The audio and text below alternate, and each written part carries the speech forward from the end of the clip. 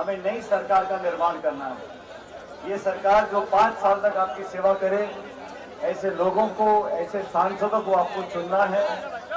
10 साल से दिल्ली में जो सरकार है उसको जनता ने चुनकर भेजा था।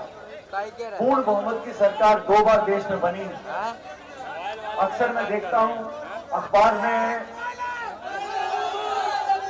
अखबार में, टेलीविजन में, प्रचार में, होर्डिंग, बैनर, पोस्टर में बहुत सारी बातें बोली जाती हैं। 3 मुद्दों को लेकर 2014 में भाजपा की सरकार बनी थी।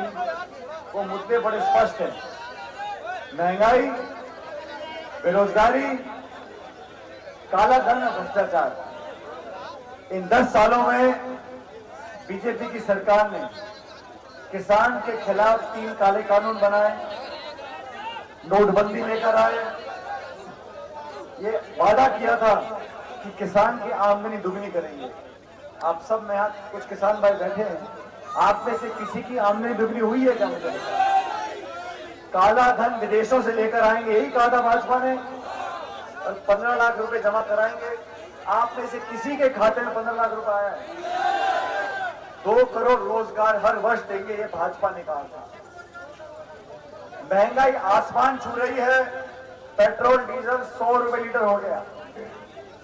महंगाई कम नहीं कर पाए, रोजगार दे नहीं पाए, और नोटबंदी लागू कर दी, जीएसटी लागू कर दिया।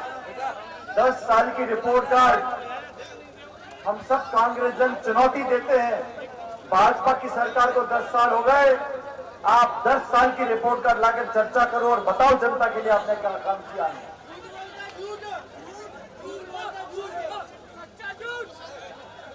कृपया करके शांति से बात कर सुनो। कांग्रेस पार्टी का मैनिफेस्टो हम लोगों ने बनाया। जब से हमने मैनिफेस्टो बनाया, किसान को समर्थन मूल्य पर खरीद हो, ये कानून बने, ये कांग्रेस पार्टी ने घोषणा कर दी है। न्यूनतम समर्थन मूल्य पर अगर खरीद होगी तो जो बिचौलिए हैं, काला बाजारी करने वाले हैं, जमाखोर हैं, उन सबकी दुकान बंद होगी, किसान की जेब में पैसा मिलेगा। ये कांग्रेस की गारंटी है। एमएसपी पे कानून बनेगा, ये हमने बोला। देश में सबसे गरीब जो परिवार है, देश के सबसे गरीब परिवारों को प्रतिवर्ष 1 लाख रुपए उनके खाते में जाएगा, ये कांग्रेस का आश्वासन है। अगर हम लोग सबसे गरीब परिवार के खातों में 1-1 लाख रुपए देना चाहते हैं तो बीजेपी के पेट में दर्द क्यों होता है? 16 लाख रुपए, 16 लाख करोड़ चंद उद्योगपतियों के माफ कर दिए बैंक के कर्जे। ये भाजपा ने किया है, भाजपा की सरकार ने किया है। हम चुनौती देना चाहते हैं। हमने कानून बनाए, नरेगा का कानून बनाया, 100 दिन का रोजगार प्रत्येक परिवार में मिलेगा। ये ऐसा कानून मनमोहन सिंह जी ने बनाया, सोनिया गांधी ने बनाया। शिक्षा का अधिकार दिया, खाद्य सुरक्षा का अधिकार दिया, सूचना का अधिकार दिया, नरेगा लागू कर दिखाया। तब लोग कहा करते थे नरेगा का कानून बन ही नहीं सकता। आज 10 साल हो गए, किसी में हिम्मत है तो बदल के देखो उस कानून को। भारतीय जनता पार्टी ऐसी बातें कर रही है, मुझे तो हंसी आती है, बेबुनियाद बातें। कहते कांग्रेस की सरकार बन गई तो महिलाओं का मंगलसूत्र छीन के औरों को दे देंगे। घर में अगर 2 भैंस है तो 1 भैंस कांग्रेस पार्टी छीन लेगी। मैं तो अचंभित हूं कि जिम्मेदार पदों पर बैठे लोग इस प्रकार की बातें कर रहे हैं। मैं आप लोगों से आज कहने के लिए आया हूं कि कांग्रेस ने किसानों के लिए, महिलाओं के लिए, गरीब परिवारों के लिए, श्रमिकों के लिए, नौजवानों के लिए, इन सब लोगों के लिए हम लोगों ने आश्वासन दिया है। ये कांग्रेस की गारंटी है, घोषणा पत्र में छपा हुआ है।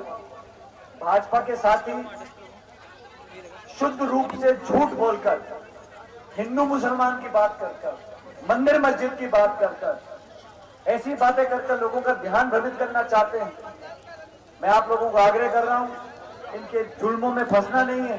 ये जुमले बहुत देते हैं और झूठ और बोलते हैं।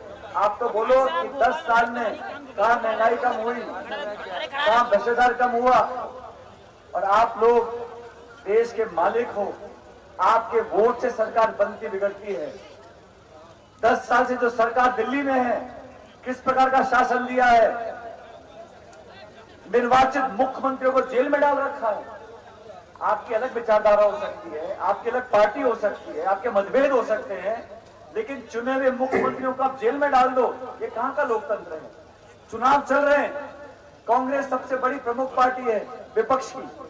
कांग्रेस पार्टी के बैंक के खाते सीज कर दो, छापे डलवा दो, रेड पड़वा दो, नोटिस दे दो, इनकम टैक्स का, पुलिस का, सीबीआई का, खौफ पैदा कर दो विपक्ष के अंदर। ये कहां की लोकतांत्रिक परंपराएं हैं? देश की संसद सबसे बड़ी पंचायत होती है। 147 सांसदों को एक दिन में निलंबित कर दिया और फिर पीछे से कानून पारित कर रहे हो। किस बीजेपी के नेता ने बोला है आज तक इस पूरे चुनाव प्रचार में कि हम आने वाले समय में महंगाई को कम करेंगे? किस भाजपा के नेता ने बोला है कि हम नौजवानों को, जो पढ़े लिखे बच्चे बच्चियां, उनको नौकरी देंगे? 10 साल सत्ता में हो गए, अब 5 साल और मांग रहे हैं। और जो हमारे नौजवान बच्चे फौज में जाना चाहते हैं, उनको बोला तुम बनो अग्निवीर और 4 साल में रिटायर। फौजियों के लिए 4 साल और खुद के लिए 15 साल, ये कहां का न्याय है भाई? आप वोट ले रहे हो, आप विपक्ष को समाप्त करना चाहते हो, विपक्ष पर दबाव बनाना चाहते हो, ये चलने वाला नहीं है। 2004 में वाजपेयी जी की सरकार थी, नारा दिया था इंडिया शाइनिंग, इंडिया शाइनिंग। जब वोट पड़े और परिणाम आए तो कांग्रेस की सरकार बन गई। 20 साल बाद वही होने जा रहा है। ये लोग बहुत हवा में घूम रहे हैं, 400 पार, 500 पार, 600 पार, कुछ होने वाला नहीं है। कांग्रेस और गठबंधन बहुमत के साथ 4 तारीख को जीत कर जाएगा। मैं आपको आश्वासित करता हूं, हम लोग पुरानी पार्टी हैं, हम लोगों ने जो कानून बनाए, जो नीतियां बनाई, वो गांव गरीब को ध्यान में रखकर बनाई।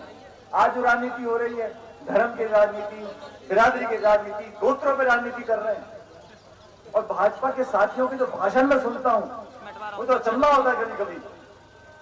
कहते कांग्रेस का घोषणा पत्र, इसमें मुस्लिम लीग की छाप है।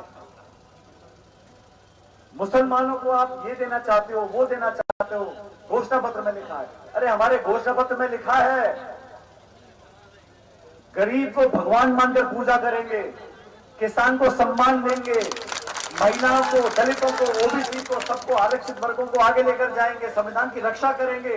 ये देश संविधान से चलेगा, किसी की पसंद नापसंद से नहीं चलेगा।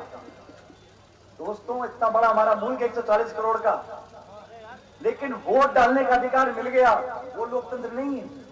हम वोट का बटन दबा दें और लोकतंत्र ऐसा नहीं है। वोट डालने का अधिकार तो रूस में भी है, पाकिस्तान में भी है, लेकिन वहां पे लोकतंत्र मजबूत नहीं है। इस देश में लोकतंत्र मजबूत क्यों है? इसलिए नहीं कि आप हमें वोट डालते हैं, क्योंकि इस देश में जो संस्थाएं हैं, जो कोर्ट कचहरी है, न्यायपालिका है, निर्वाचन आयोग है, मीडिया है, अफसरशाही है, वो मजबूत है, वो सवाल पूछ सकती है। हम संवाद करते हैं, चर्चा करते हैं, मतभेद होते हैं, तब कानून पारित होते हैं। और आप एक तरफा काम करना चाहते हो, आप संविधान में जो हमारी मूल भावनाएं हैं उसके साथ खिलवाड़ करना चाहते हो। मैं तो धन्यवाद देता हूं अंबेडकर साहब का, भारत रत्न भीमराव अंबेडकर साहब, जिन्होंने इस देश का संविधान बनाया, हम सबको एक एक वोट का मालिक बनाया। कोई लखपति है, खरबपति, अरबपति है, कोई रिक्शा खींचा है, कोई रेडी लगा रहा है, उसकी भी एक वोट है। राजे महाराजा की एक वोट है और सड़क पे काम करने वाले की भी एक वोट है। एक एक वोट के मालिक हैं। इस वोट की कीमत को समझो। ये वोट किसी की जेब की वोट नहीं है। जो काम करे उसको आशीर्वाद दो। 2-2 बार, 3-3 बार आपने दिया। इस बार नौजवान को मौका देके देखो, आपके बीच 5 साल काम नहीं करेगा, फिर बदल देना। लेकिन ये गलत बात है कि वोट हमारी है। इसलिए इस देश में ऐसा क्या कारण है, आप लोग भी देखते होंगे, बार बार भाजपा के नेताओं को सफाई देनी पड़ रही है। हम आरक्षण से छेड़छाड़ नहीं करेंगे, हम संविधान को बदलेंगे नहीं। अरे मैं कहता हूं सफाई देने की नौबत ही क्यों आ गई?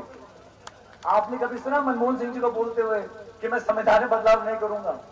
राजीव गांधी जी के पास 400 से ज्यादा सांसद थे सन 84 में, 400 से ज्यादा सांसद थे। कभी उन्होंने बोला कि मैं भाजपा मुक्त बनाऊंगा इस देश को? कभी राजीव गांधी ने बोला मैं विपक्ष की आवाज को बंद कर दूंगा? साथियों, दोस्तों, किसान भाइयों, बुजुर्गों, ये देश जो है ना, ये पार्टियों से, सरकारों से बड़ा है। अलग अलग विचारधारा है, 5000 साल पुराना हमारा इतिहास है। नाना प्रकार की संस्कृतियां हैं, वेशभूषा है, धर्म है, भाषा है, बोली है, खान पीन है, तीज त्योहार है। हम सब मिलकर साथ रहते आए हैं। पार्टियां आई और बिगड़ गई हैं, सरकार बनते टूट जाती है, लेकिन देश एक रहना चाहिए, मुल्क एक रहना चाहिए, संविधान एक रहना चाहिए, इस भावना के साथ काम करना चाहिए। हम भी विरोध करते हैं, हम भी विरोध करते हैं। विरोध नैतिक होता है, वैचारिक होता है, नीतियों का होता है, लेकिन व्यक्तिगत आरक्षण, व्यक्तिगत आरोप लगाना, चरित्र हनन करना, लोगों को बदनाम करना, और बीजेपी में इतनी ताकत अगर है कि वो 400 पार कर रहे हैं, तो हमारे लोगों ने क्यों ले जा रहे हो भाई बताओ? तुम पे इतने भारी भारी योद्धा हैं, जब तुम पे इतने ताकतवर लोग हैं जो चुनाव जीत रहे हैं, कि तुम 300 पार, 400 पार, 500 पार, 600 पार कर रहे हो, तो हमारे नेता ने क्यों ले जा रहे हो बता तो दो। और सारे ही अगर बुरे हैं, तुम पूरी पार्टी को कोसते हो, और जब भाजपा में जाते हैं तो गंगा जल छड़क देते हो, बिल्कुल साफ हो जाते हैं। ये भी तो पूछना पड़ेगा ना। सारा अच्छा, मैंने अक्सर देखा है लोकतंत्र में विपक्ष की पार्टी आरोप लगाती है सरकार के ऊपर। मैंने पहली बार देखा है कि सत्ताधारी पार्टी विपक्ष पर आरोप लगा रही है। अब से नहीं, नेहरू के टाइम से, इंदिरा जी के टाइम से, राजीव गांधी, मनमोहन सिंह, अरे भाई तू 50, 60, 70 साल पहले किसने क्या किया तो भूल जाओ, तुमने 10 वर्षों में क्या किया है। आपने 10 वर्षों में कितने किसान की आमदनी बढ़ गई है, कितना बीज और फर्टिलाइजर और यूरिया के दाम कम हो गए हैं। गैस का सिलेंडर 500 का बिकता था, 1100 पे पहुंच गया था, चुनाव आके तो कम कर दिया। खेती पे, ट्रैक्टर पे, सब पे जीएसटी लगा रखा है, और खाई बढ़ गई दोस्तों। अमीर गरीब में जो खाई है वो चिंता का विषय है। जो अमीर लोग इतने अमीर बन गए उनको दौलत करने का टाइम नहीं है, और जो गरीब है इतने गरीब होने के 2 जून की रोटी नहीं मिल रही उनको। जो हमारा किसान 3 बीघे में खेती करता है, वो डीजल लेगा, ट्रैक्टर, तेल, पानी, कितनी लागत है उसकी, और फसल की कीमत क्या मिलती है उसको। हमें ताकतवर बनाना है। अगर हम एक खाई बढ़ गई गांव शहर के अमीर गरीब की, हम एक साथ नहीं बढ़ सकते हैं। ये 140 करोड़ लोगों का देश है, हर जाति प्रजाति धर्म के लोग रहते हैं। हम तभी बढ़ सकते हैं जब आपस में प्यार, अमन, चैन, भाईचारा हो। हमारा इतिहास है, संस्कार हजारों साल का है, आज का नहीं है। हम सब साथ आगे बढ़ रहे हैं। 7 तारीख को चुनाव होगा। मैं आपसे निवेदन करने आया हूं प्रवीण जी, देखो लोकसभा विधानसभा टिकट बहुत लोग मांगते हैं, हर पार्टी को टिकट एक व्यक्ति को मिलता है, और जिसको मिलता है कांग्रेस की असली वही है जो पूरी पार्टी के साथ खड़ा रहे, उम्मीदवार के साथ खड़ा रहे। एक आदमी कितने गांव में जाएगा? मुझे पार्टी में कहा प्रचार करने के लिए, मैं पूरे देश में घूम कर आया हूं, लेकिन मध्य प्रदेश में जानता हूं पूरे देश में लोग अब बदलाव चाह रहे हैं। इसलिए आपसे निवेदन है 7 तारीख को सारी बात भूलकर इस हाथ के पंजे पर हमारे निशान है, बटन दबाकर भारी बहुमत से कांग्रेस पार्टी को जिताओ।